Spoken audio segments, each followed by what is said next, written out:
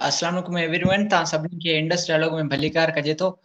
सभ खां पहिरीं त माज़रत, असां जेको आहे गुज़िरियल आचर ते वीकली न करे सघियासीं। उन जो पोयां सबबु इहो हो त मंसूर चयो त हिन हफ़्ते कुझु मामलात थियणा आहिनि जिन जो वेट कजे ऐं उन खे हिन वीकली में शामिल कजे।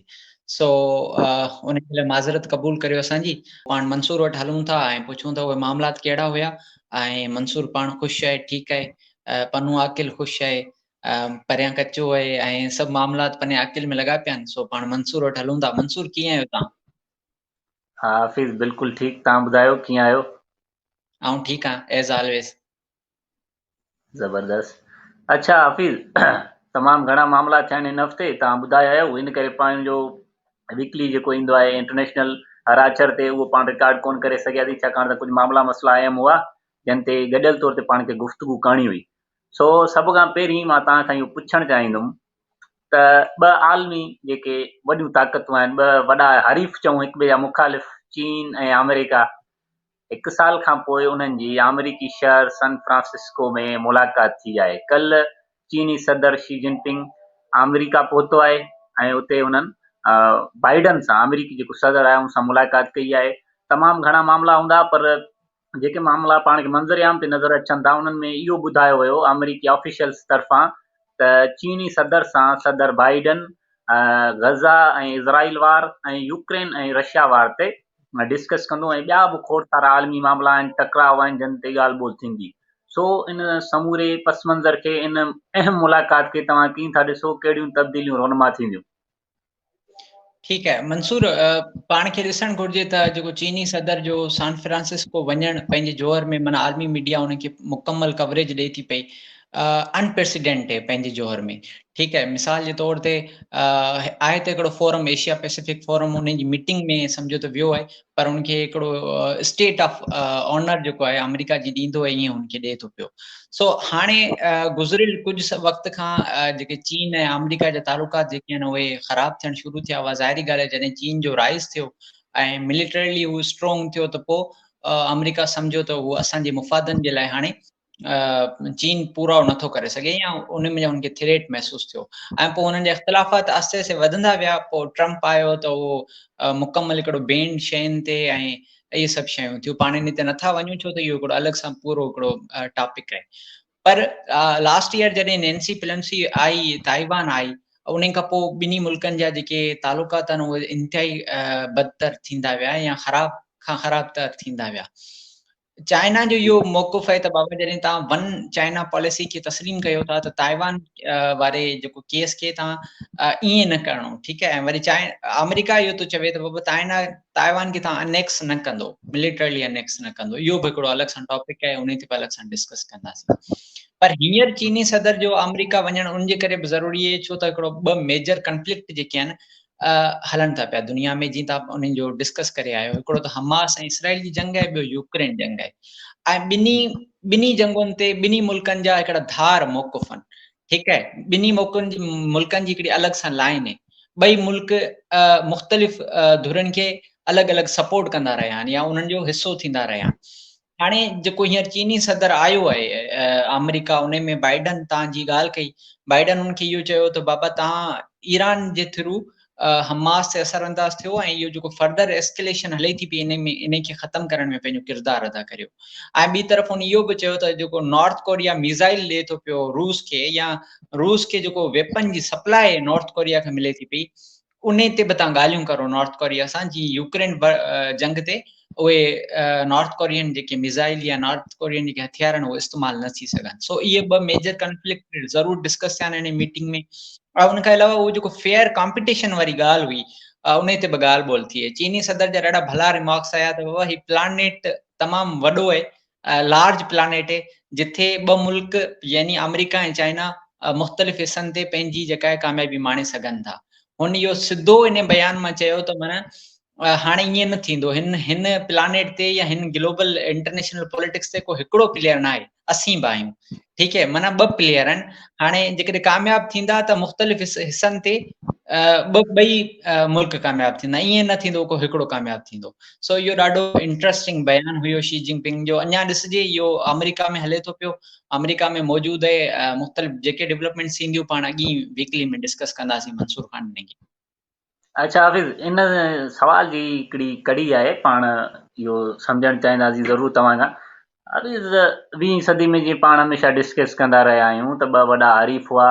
हिकिड़े पासे अमेरिका जंगियुनि जा मुंहुं खोलिया पे, पंहिंजी जेके इंडस्ट्रीज़ आहिनि, हथियारनि जूं जेके इंडस्ट्रीज़ हुयूं उन्हनि खे फ़रोग़ थिए ॾिनो। ॿिए पासे सोवियत यूनियन नज़रियाती ऐं इंसानी हमदर्दी जे बुनियादनि ते मज़लूम क़ौमुनि जी मदद ते कई, उन्हनि खे वेपन्स ते फ़राहम कया। हींअर हिकु दफ़ो ॿीहर पाण ॾिसूं पिया त रूस हिज़बुल्लाह खे एयर डिफेंस सिस्टम ऐं ॿियो जेके एंटी शिप मिज़ाइल्स आहिनि उहे बि हिज़बुल्लाह खे फ़राहम थिया आहिनि शाम जे थ्रू। छाकाणि त उन्हनि चयो त हिज़बुल्लाह जी पंहिंजे लबनान जो दिफ़ा करे सघे।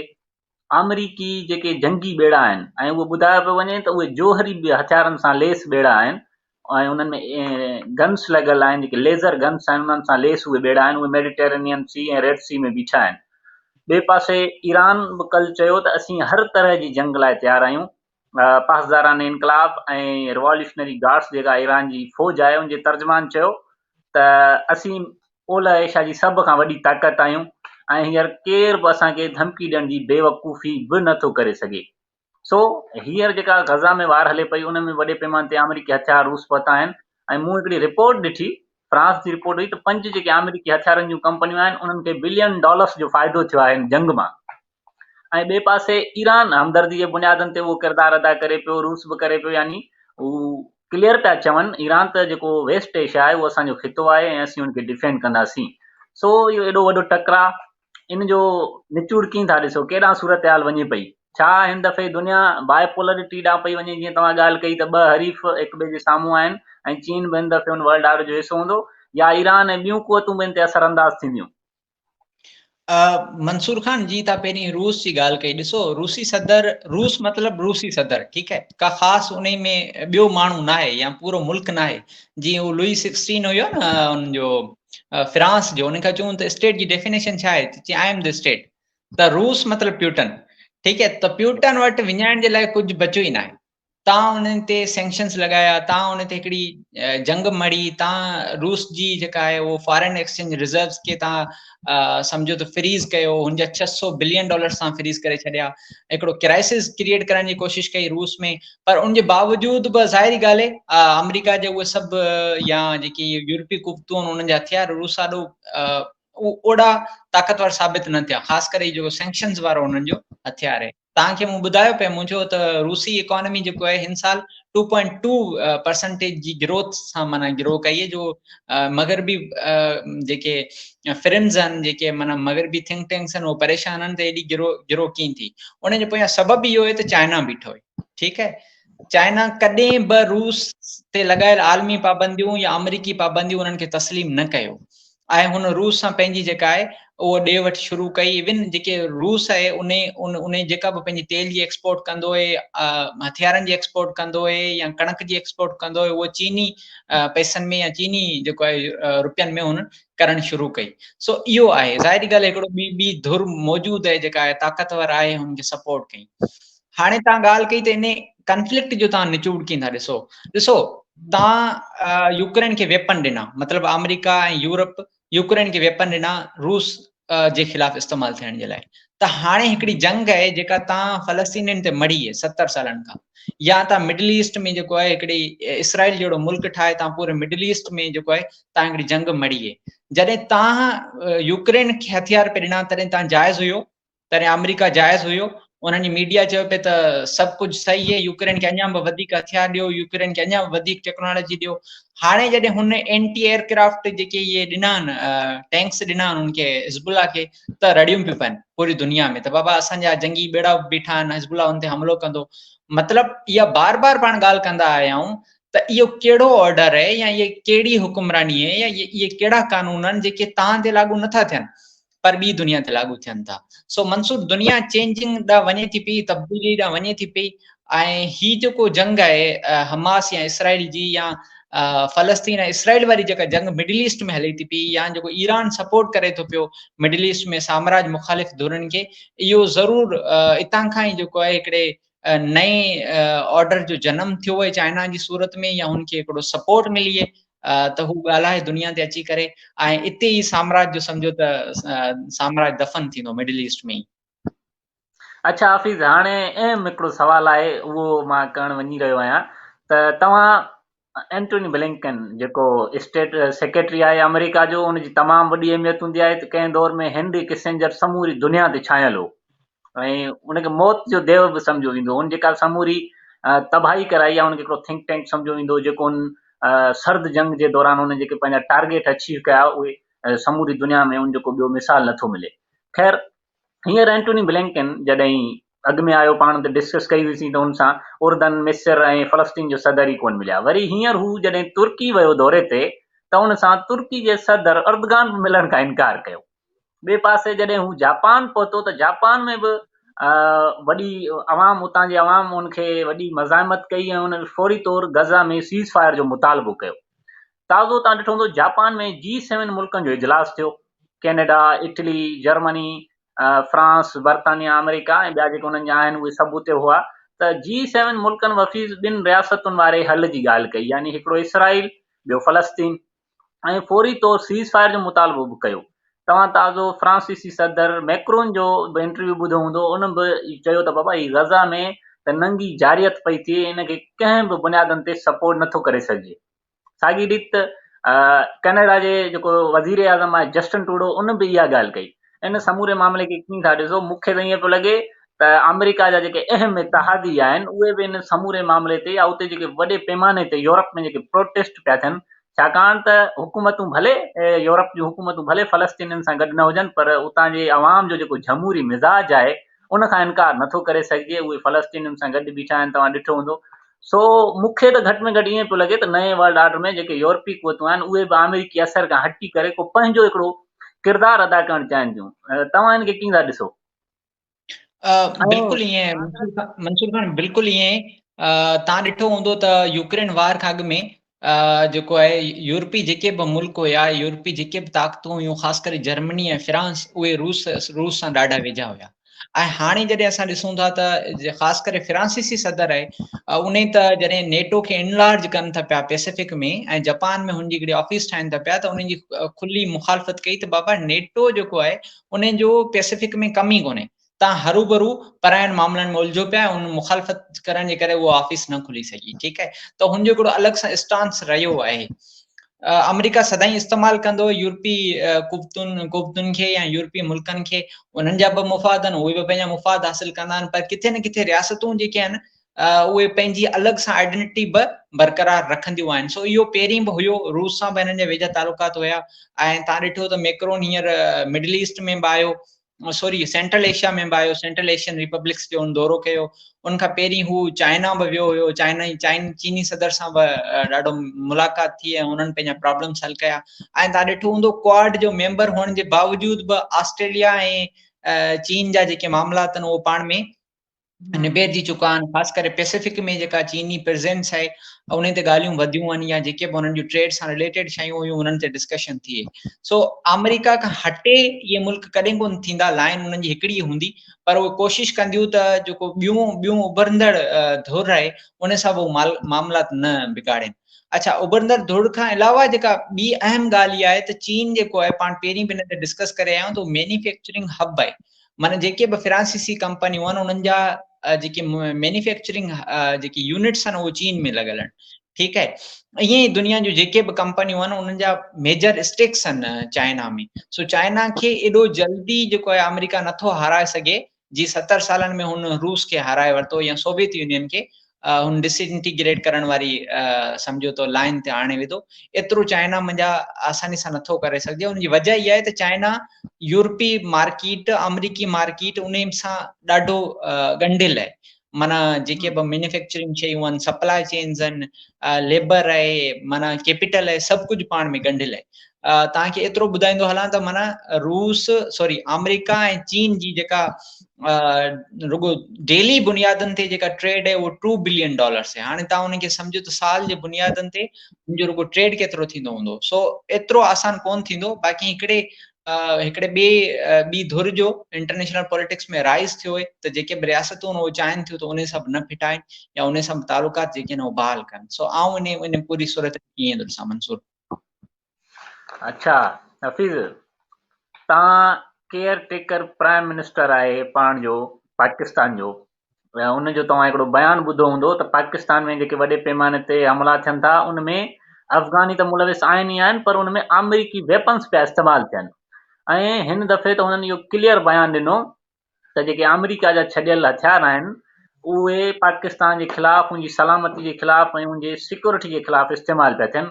ऐं उन्हनि हींअर अमेरिका खे बि इहा शिकायत कई त जेके तव्हां वेपन्स अफ़गानिस्तान में नेटो छॾे वई उहे हिते विकिरो थिया आहिनि वॾे पैमाने ते, अफ़गाननि जे हथ लॻा आहिनि ऐं उहे पाकिस्तान जी सिक्योरिटी फोर्सिस जे ख़िलाफ़ इस्तेमालु पिया थियनि।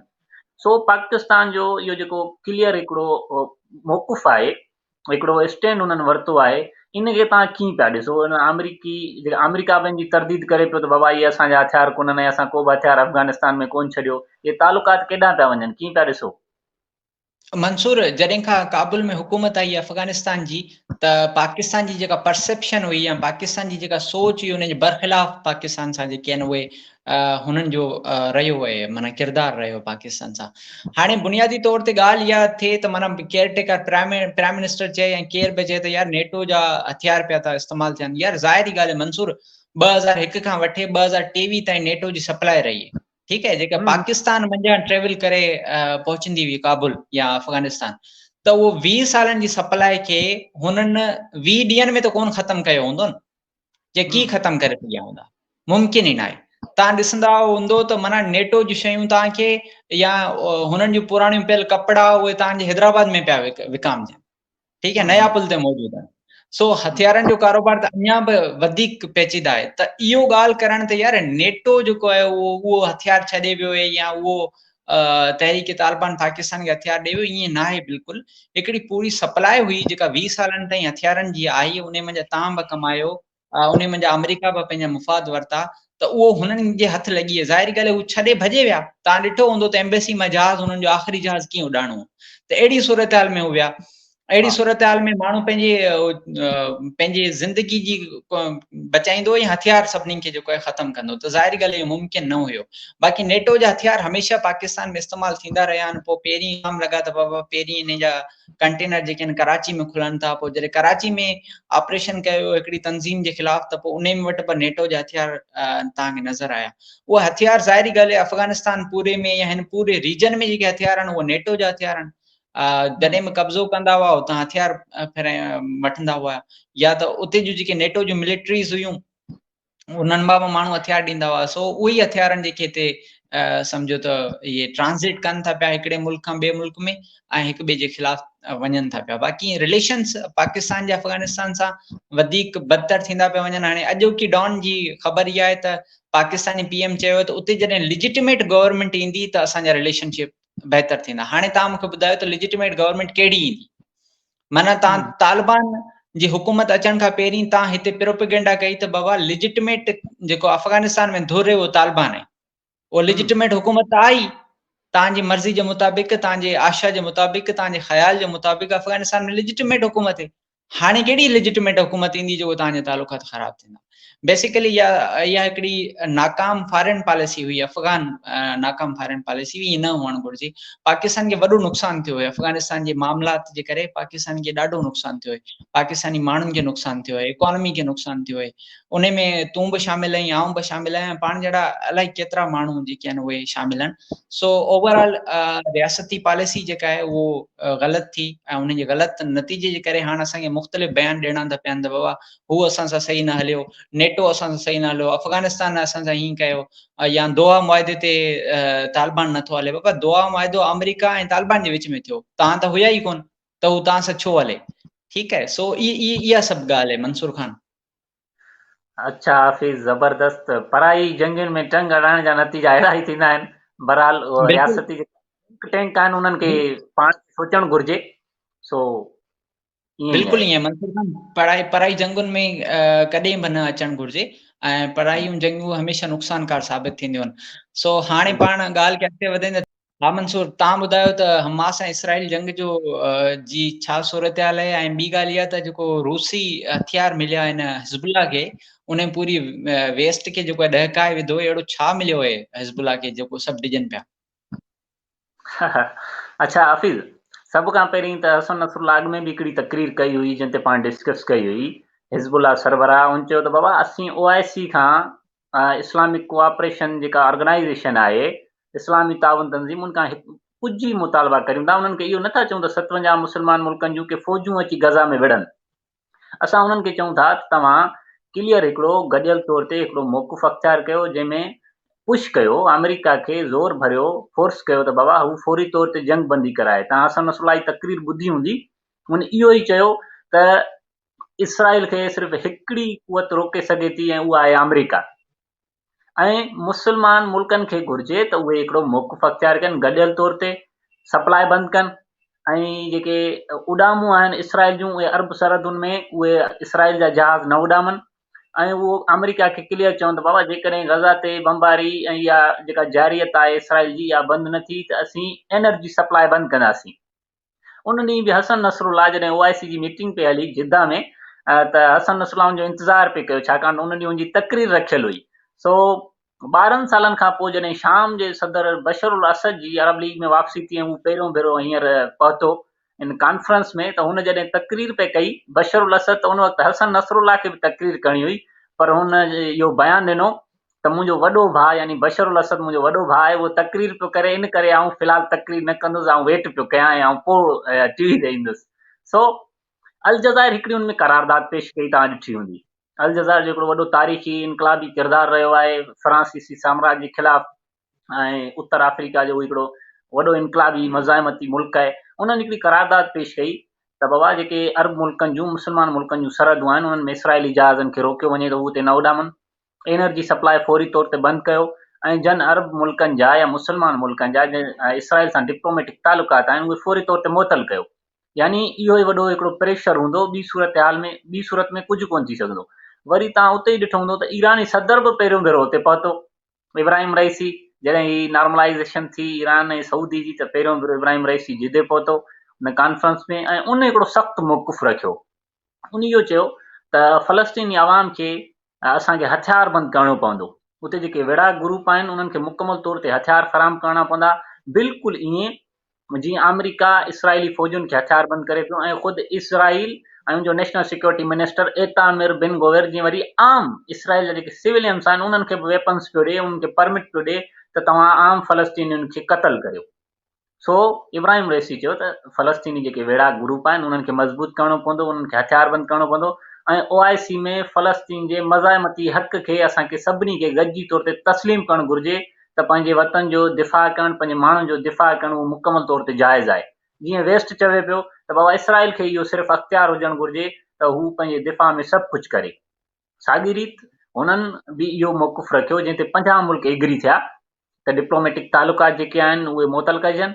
पर तव्हां ॾिठो त 7 मुल्क आहिनि, हिकु त सऊदी अरब जेको सरबराह सम्झे थो पाण खे समूरनि मामलनि जो, मुस्लमान मुल्कनि जो बि पाण खे चैंपियन सम्झे थो, अरब लीग जो बि पाण खे चैंपियन सम्झे थो, उन हिन जी मुखालफ़त कई, ऐं UAE बि मुखालफ़त कई, मराकश, सूडान, जिबूती, मौरितानिया, मिस्र ऐं उर्दन बि उनजी मुखालफ़त कई उन रिज़ोल्यूशन जी। इन करे गॾियल तौर ते का बि करारदाद OIC मां मंज़ूर न थी सघी। ऐं तव्हांखे यादि हूंदो त हीअ अरब लीग जी सिर्फ़ु मीटिंग रखियल हुई पहिरियां त कॉन्फ्रेंस, पोइ हुनखे OIC खे बि हुन में शामिल कयो वियो, ऐं गॾियल तौर ते इहा मीटिंग थी। हुन खां हिकिड़ो ॾींहुं अॻु में अफ्रीकी मुल्कनि जी बि मोहम्मद बिन सलमान सां मुलाक़ात रखियल हुई। सो मुंहिंजे ख़्याल में त इन मीटिंग खां पोइ हसन नसरुल्लाह इहो ई चयो त असां OIC जी आख़िरी इन खे कॉन्फ्रेंस खे ॾिसूं था, जेकॾहिं इन में को खड़तेल निकिरे थो त ठीकु आहे, न त उन खां पोइ असां वटि ॿियो को बि ऑप्शन न आहे।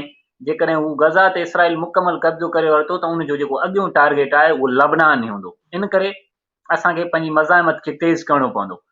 सो उन ॾींहं खां पोइ तव्हां ॾिठो हूंदो त रूस वेगनर जेको प्राइवेट मिलिशिया आहे जेका विढ़े पई, यूक्रेन में बि विढ़े पई, उनखे उन्हनि चयो त बाबा शाम में जेके असांजा मिज़ाइल डिफेंस सिस्टम आहिनि या एंटी शिप मिज़ाइल आहिनि, जेके अमरीकी जेके बहरी ॿेड़ा उते बीठा आहिनि मेडिटेरेनियन समुंड में ऐं रेड सी में, उन्हनि खे टारगेट करे सघनि था, उहे रूस जे थ्रू हिज़बुल्लाह खे मिलिया आहिनि।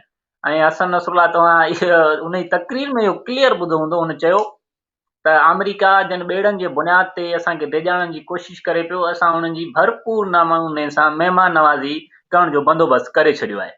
सो इहो हिकिड़ो तमामु वॾो मौक़िफ़ हो जंहिंखां पेंटागन जो बयान तव्हां ॿुधा हूंदा, उनखां उहे ॾाढा ख़ौफ़ज़दा आहिनि।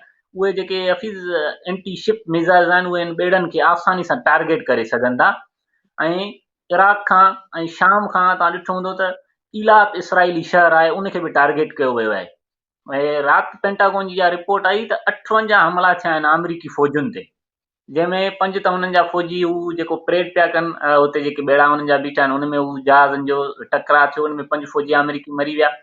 4 फ़ौजी कल्ह शाम में उते जेके ईरान बेक्ड मिलिशियाज़ आहिनि, विड़ाक ग्रुप, उन्हनि तरफ़ां 4 अमरीकी फ़ौजी मारिया विया आहिनि ऐं 56 खां 60 फ़ौजी हुननि जा वॾे पैमाने ते ज़ख़्मी थिया आहिनि। सो हींअर हिज़बुल्लाह इलाक शहर ऐं गलीली जा जेके इसराइली कब्ज़े वारा शहर आहिनि उन्हनि खे उन्हनि मुकमल तौर ते ईअं सम्झो तबाह करे छॾियो आहे। कल्ह तव्हां होसिन जी स्टेटमेंट यकीनन ॿुधी हूंदी, अंसारुल्लाह होसी जेके बाग़ी आहिनि यमन जा, उन्हनि चयो त रेड सी में मौजूदु जेके अमरीकी ऐं इसराइली जेके बहरी ॿेड़ा आहिनि या जेके उते वापार सांगे उन्हनि जा ॿेड़ा गुज़रनि पिया, असां उन्हनि खे ईअं पिया ॻोल्हियूं जीअं मरण वारे खे मौत ॻोल्हे। सो हुननि चयो त असीं इन्हनि ॿेड़नि खे हर सूरत में टारगेट कंदासीं ऐं हींअर दुश्मन खे इहा ताक़त न आहे त हू उन्हनि ते झंडा लॻाए सघे। उन्हनि पंहिंजा झंडा पंहिंजे ॿेड़नि तां लाहे छॾिया आहिनि, पोइ बि असीं उन्हनि जी तलाश में आहियूं ऐं असीं ॻोल्हे ॻोल्हे उन्हनि खे तबाह कंदासीं। सो इहे घण तरफ़ा जेके हमला थियनि पिया, ऐं कल्ह इराक खां हशदुल शाबी जेका तंज़ीम आहे उन्हनि इराक खां जेके राकेट आहिनि उहे हया आहिनि जेके इलात शहर में अची लॻा आहिनि, इसराइली शहर में, यानी उहे उर्दन ऐं सऊदी जे जेके मिज़ाइल डिफेंस सिस्टम आहे उनखे उबूर करे अची इसराइली शहरनि में लॻा आहिनि। सो इन खां ई यूरोप ख़ौफ़ज़दा आहे ऐं हिज़बुल्लाह सैयद हसन नसरुल्लाह खे जेके हथियार मिला आहिनि या हुन वटि पाण वटि बि एतिरी कुवत आहे। ऐं कल्ह मूं पेंटागन जी रिपोर्ट पे ॾिठी, या इसराइल जेको लॉयड ऑस्टिन आहे उन्हनि जो दिफ़ाई वज़ीर आहे अमेरिका जो, उन चयो त आऊं इसराइल खे इहो चवां थो त हू हिज़बुल्लाह सां जंग खां बाज़ अचे, छाकाणि त हिज़बुल्लाह हमास खां ॾहूं ते ताक़तवर आहे ऐं उन जा संगीन नतीजा निकिरंदा। जी सही है मंसूर खान, जेकॾहिं इहो पूरी सिनारियो आहे, मिसाल जे तौर ते हाणे हिज़बुल्लाह जंग में एंटर थी चुको आहे, अच्छा उन खां पोइ जेकॾहिं ॾिसूं था त इसराइली स्टैंस जेको आहे कुझु कमज़ोर नज़र अचे थो। अमेरिका जी मुसलसल इहा कोशिश आहे त इन एस्कलेशन खे रोकियो वञे। अच्छा नेतन्याहू बि जेको आहे उहो इहो चयो त असांखे असांजो गज़ा ते मुकमल कब्ज़ो करण जो को बि प्लान न आहे, ठीकु आहे। ऐं पूरी दुनिया में जेके आहिनि उहो इसराइली जारियत जे ख़िलाफ़ सीज़ फायर जे लाइ मुज़ाहिरा थियनि पिया। ऐं अॼु बि जेको आहे उहो डान जी रिपोर्ट हुई त अमेरिका में जेको परसेप्शन आहे इज़राइल जे लाइ उहो बि तब्दील पियो थिए। हाणे अमेरिकी बि इहो चाहिनि था त सीज़ फायर थियणु घुरिजे ऐं फ़लस्तीनियुनि खे बि जीअण जो हक़ ॾिनो वञे। सो तव्हां ॾिसो नथा त मौक़िफ़ हिन जंग खां पोइ ॾाढो कमज़ोर थियो आहे इसराइल जो, या इसराइली ताक़त जेका आहे तव्हांखे कमज़ोर नज़र अचे थी पई हिन जंग खां पोइ। हफ़ीज़, इहो त पाण जॾहिं फ़लस्तीन इसराइल सेशन कयो उन वक़्तु ई मूं तव्हांखे चयो त हींअर जेके वेढ़ा ग्रुप आहिनि उहे ताक़त में आहिनि त हू अमेरिका खे ऐं इसराइल खे ईंदड़ कुझु वक़्त में ई मजबूर कंदा त हू फ़लस्तीनी रियासत खे क़बूल कनि। उन वक़्तु अहिड़ी सूरत हाल कोन हुई, उहा हिकिड़ी प्रिडिक्शन हुई ऐं पाण ॻाल्हि पे गई। सो उहा हिन जंग में पाण खे नज़र आई। सो पहिरें ॾींहुं तव्हां ॾिठो हूंदो जीअं जंग शुरू थी, हमास जा हमला थिया त एंटोनी ब्लिंकन इसराइल पहुतो। तव्हां हुनजो हिकिड़ो मज़हबी या नस्ली मतभेद जो हिकिड़ो बयानु ॿुधो जेको पाण खे सुपर पावर चवनि था दुनिया जा, ऐं दुनिया खे इख़लाक़ियात जा, जमहूरियत जा ऐं मज़हबनि खां हटी करे सेकुलरिज़म जा हू दर्स पिया ॾियनि। उन एंटोनी ब्लिंकन अची नेतन्याहू सां हथु मिलाए चयो त आऊं हिते स्टेट सेक्रेटरी जी हैसियत में न पर हिकिड़े यहूदी जी हैसियत में हिते आयो आहियां, ऐं आऊं चवां थो त यहूदी माण्हुनि जी रियासत आहे ऐं उन्हनि जे हक़ खे केर बि उन्हनि जे हक़ खां इनकार नथो करे सघे। तो इन खां वॾो फाशिज़म जो थी नथो सघे त दुनिया जा सुपर पावर्स सेक्युलरिज़म जा, इंसानियत जा ऐं जमहूरियत जा दर्स ॾींदड़, जेके इख़लाक़ियात जा दर्स ॾींदड़ उहे अचनि ऐं चवनि त हीअ यहूदियुनि जी रियासत आहे ऐं आऊं हिकिड़ी यहूदी जी हैसियत में हिते आयो आहियां ऐं यहूदियुनि माण्हुनि जे हक़नि जी हिफ़ाज़त जी हिननि खे आऊं अथॉरिटी पियो ॾियां, हिकिड़ी परमिट पियो ॾियां, ग्रीन सिग्नल पियो ॾियां त तव्हां मासूम फ़लस्तीनियुनि खे क़तल करे छॾियो। ऐं तव्हां ॾिठो त 11,000 माण्हू बेॾोही क़तल थी विया। हिकु पासे 1200-1400 माण्हू इसराइल जा, ॿिए पासे 11,000 माण्हू, जंहिंमां 6,000 मासूम ॿार आहिनि। अक़वाम मुतहिदा जी हिकिड़ी रिपोर्ट आहे जंहिंखां इनकार नथो करे सघे। सो आहिस्ते आहिस्ते जॾहिं इहो बाइडन पंहिंजो हिकिड़ो क्लियर मौक़िफ़ ॾिनो पे। 3 दफ़ा एंटनी ब्लिंकन मिडल ईस्ट में आयो, उनखे उहा मोट कोन मिली। बाइडन ॾिठो तव्हां त कॾहिं बि ईअं न आहे थियो त मिडल ईस्ट अचे ऐं 3 कलाकनि में हू सिर्फ़ु इसराइल में अची करे ऐं उतां ई वापसि हलियो वञे। सो इहा हुननि जी तमामु वॾी नाकामी हुई।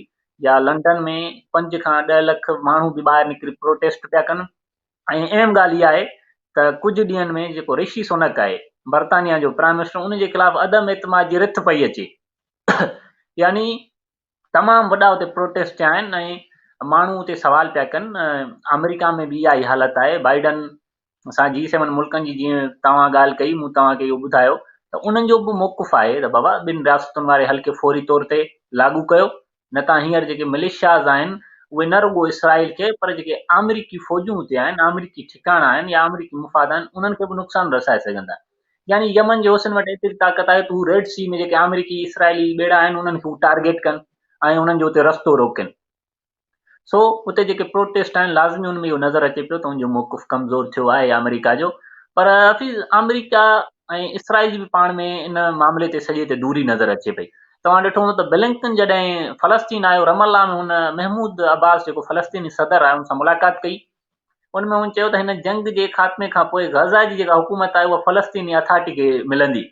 यानी तव्हांखे करणु घुरिजे हमास खे असां हींअर गज़ा में हुकूमत करणु न ॾींदासीं, अहिड़नि माण्हुनि खे अख़्तियार न ॾींदासीं जेके मासूम ॼमंदड़ ॿारनि जे कननि में इहो ॿुधाइनि था त तव्हांखे वॾो थी ऐं इसराइलिन खे ख़तमु करणो आहे, असीं उन्हनि खे इहा हुकूमत कोन ॾींदासीं, असीं फ़लस्तीनी अथॉरिटी खे इहा हुकूमत ॾींदासीं। वरी ॿिए पासे नेतन्याहू चयो त सवाल ई पैदा कोन थो थिए त असां फ़लस्तीनी अथॉरिटी खे गज़ा जी हुकूमत ॾियूं। हुन चयो त असां वरी पंहिंजे ज़हन में हिकिड़ो नओं खाको तयारु कयो आहे, पर उहो फ़िलहाल कोन था ॿुधायूं। उहो खाको असीं हिते लागू कंदासीं, इम्पोज़ कंदासीं। यानी हिकु पासे अमेरिका चवे पियो त फ़लस्तीनी अथॉरिटी खे हुकूमत मिले, ॿिए पासे इज़राइल जो बयानु तव्हां क्लियर ॿुधो विया त हू इन खां इनकार पिया कनि। ऐं कल्ह हिकिड़ो टोनी ब्लिंकन जो बयानु हो त इसराइल असांजी कंहिं बि ॻाल्हि जे चवण में न पियो अचे, न पियो वञे। ईअं पियो लॻे त असां जूं ऐं इसराइल जूं पाण में दूरियूं थियण वारियूं आहिनि। सो इहो हिकिड़ो तमामु वॾो मौक़िफ़ आहे ऐं अमेरिका जी इहा तमामु वॾी हिकिड़ी कमज़ोरी नज़र अचे पई। जीअं तव्हां चयो त जेको हुनजो पैदा कयल जिन हो उनजी बोतल मां निकिरी वियो आहे, हाणे हुनखे क़ैद करणु ॾाढो ॾुखियो थी वियो आहे। सो हाणे तव्हां इन मां सिर्फ़ु यूरोपी जमहूरियत जेका अमरीकी जमहूरियत आहे हफ़ीज़ उनजो अंदाज़ो लॻायो। 2006 में इलेक्शन्स थियनि थियूं फ़लस्तीनी अथॉरिटी जूं, उनमें हमास खटे थी अचे। हमास फ़लस्तीनी अवाम जी चूंडियल हिकिड़ी जमायत आहे।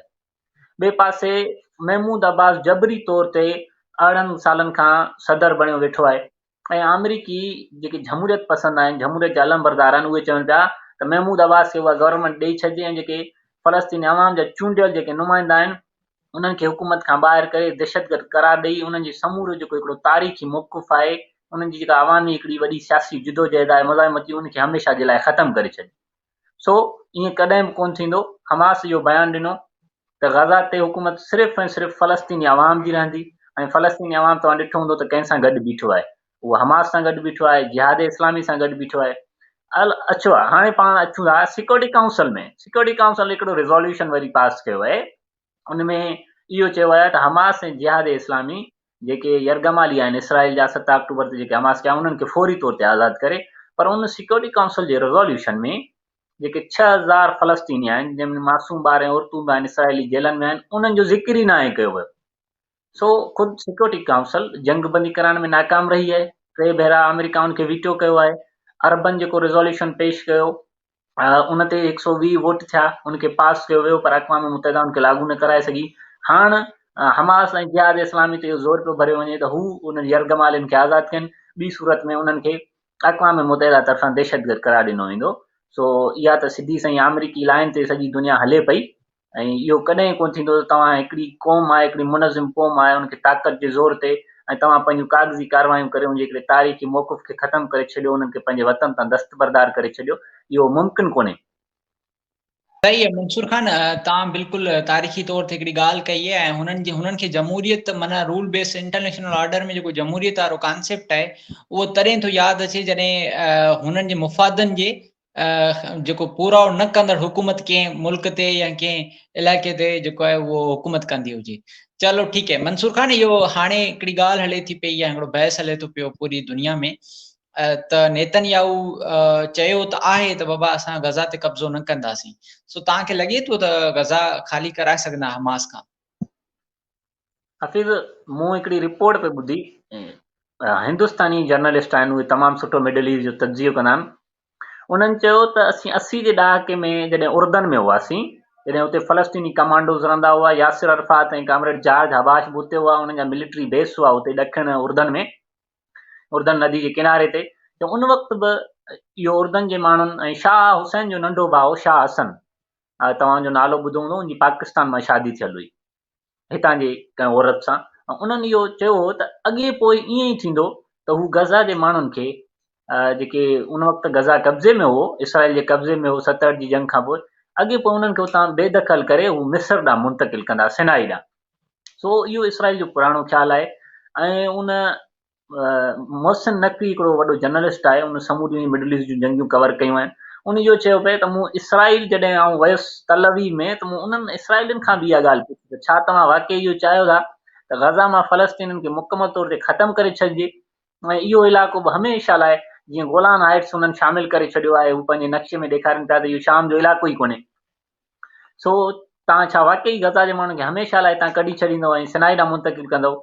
त उन ॿुधायो त वाक़ई तल अवीव जे इसराइलियुनि खिली करे असांखे इहो चयो त हा, अॻे पोइ असां ईअं ई कंदासीं ऐं ईअं ई थियणो आहे, ऐं इहो रेगिस्तानी इलाइक़ो जेको सिनाई जो आहे, इहो ई असां इन्हनि खे एॾां ई धिकींदासीं, छाकाणि त उन वक़्तु कैंप डेविड अकार्ड थी चुको हो, सिनाई जो इलाइक़ो मिस्र खे वापसि मिली चुको हो।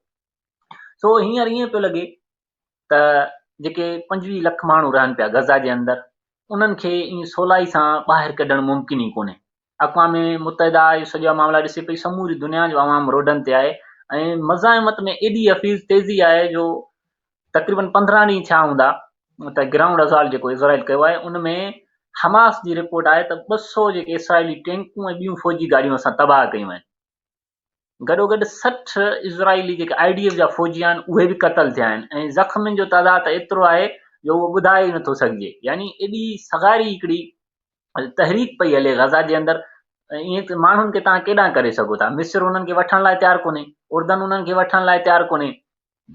अब्दुल फताह अल सीसी ते क्लियर चयो त असां पंहिंजूं फ़ौजियूं ऐं टैंकूं सिनाई जे इलाइक़े में बीहारे छॾियूं आहिनि। जेकॾहिं इसराइल अहिड़ी कोशिशि कई, गज़ा जे माण्हुनि खे हेॾां मुंतकिल करण जी कोशिशि कई, त इहो असांजी सिक्योरिटी लाइ तमामु वॾो ख़तरो हूंदो, छाकाणि त हिते जेके अख़वानुल मुस्लिमीन वेठा आहिनि, उहा जेका तंज़ीम आहे, उहा हिन जंग जे करे अॻे ई तमामु घणी एक्टिव थी आहे, ऐं मिस्री अवाम में पंहिंजे मौक़िफ़ जी हिमायत वधाइण लाइ या उन्हनि खे पाण न छिकण लाइ इस्तेमालु पई करे, रोडनि रस्तनि ते वॾा मुज़ाहिरा पिया थियनि। जेकॾहिं गज़ा जा माण्हू मिस्र ॾांहुं अची विया त अख़वानुल मुस्लिमीन सां, छाकाणि फ़लस्तीनी सुन्नी आहिनि ऐं अख़वानुल मुस्लिमीन बि सुन्नी तहरीक आहे, त उहे पाण में गॾिजी करे मिस्र जी सरकार जो तख़्तो ऊंधो कंदा, ऐं उते अख़वानुल मुस्लिमीन जी हुकूमत क़ाइमु थी वेंदी। ऐं इहो तव्हां सम्झो था त 2011 में जॾहिं अरब स्प्रिंग थियो, जॾहिं मोहम्मद मुर्सी जेको अख़वानुल मुस्लिमीन जो अॻवान हो, उहो जॾहिं तख़्तो ऊंधो करे जॾहिं हू मिस्र जो सदर थियो, त उन हिकिड़ो सख़्तु मौक़िफ़ रखियो इसराइल जे ख़िलाफ़, ऐं अख़वानुल मुस्लिमीन हमेशह खां इसराइल जे ख़िलाफ़ रहिया आहिनि। सो ख़ुदि इसराइल खे बि इहो भउ आहे त जेकॾहिं गज़ा जे माण्हुनि खे असां मिस्र ॾांहुं मुंतकिल कयो त उते उहो रिजीम चेंज थींदी, ऐं अख़वानुल मुस्लिमीन ऐं हमास गॾिजी करे, छाकाणि त मिस्र अरब मुल्कनि में 23-25 अरब मुल्कनि में तमामु हिकिड़ी सगारी फ़ौज आहे, उहा असां लाइ हिकिड़ो तमामु वॾो ख़तरो पैदा कंदी, जीअं अॻु में जमाल नासिर हिन लाइ सदाईं वॾो ख़तरो पैदा कयो। सो इहो मुमकिन कोन्हे त ही 25 लख गज़ा जे माण्हुनि खे सिनाई ॾांहुं मुंतकिल कनि, उहे पोइ वरी अॻिते हली उहे अख़वानुल मुस्लिमीन सां गॾिजी करे इक़्तिदार ते कब्ज़ो कनि, ऐं पोइ मिस्र ई इसराइल ते हमिलो करे उनखे अहिड़ो सबक़ सेखारे जो इसराइल हमेशह जे लाइ यादि रखे, छाकाणि त हींअर इसराइल उन पोज़ीशन में ई न आहे, उहो हमास ऐं जिहाद इस्लामी सां ई न पियो विढ़ी सघे, त हू वरी हेॾो वॾो जेको मुल्क जेकॾहिं स्टेट एक्टर्स को एक्शन कंदा त उन में इसराइल जो जटा मुमकिन ई कोन्हे। सो हिन वक़्तु इहो ई हल आहे, जीअं बाइडन चयो त ही जंग ख़तमु थींदे ई असांखे 2 स्टेट सोल्यूशन खे अप्लाई करणो पवंदो, त ॿी सूरत में जेके विड़ा ग्रुप आहिनि उहे हींअर ताक़त में आहिनि, ऐं उहे अमेरिकी ट्रूप्स खे निशानो था बणाइनि, ऐं जंहिं लाइ असां तमामु घणो फ़िक्रमंद आहियूं। सो सूरत हाल इहा आहे, अॻिते ॾिसजे त छा पियो थिए। ठीकु है मंसूर खान, तव्हांजी वॾी महिरबानी। उमेद कयूं था ही वीकली जॾहिं अपलोड थींदो फेसबुक ते या यूट्यूब ते त दोस्त ॿुधंदा ऐं असांखे पंहिंजे राय खां आगाह कंदा। सो तव्हां खां इजाज़त वठूं था ऐं वरी मिलंदासीं इंशाल्लाह अॻियां अचर ते। वॾी महिरबानी तव्हांजी। महिरबानी।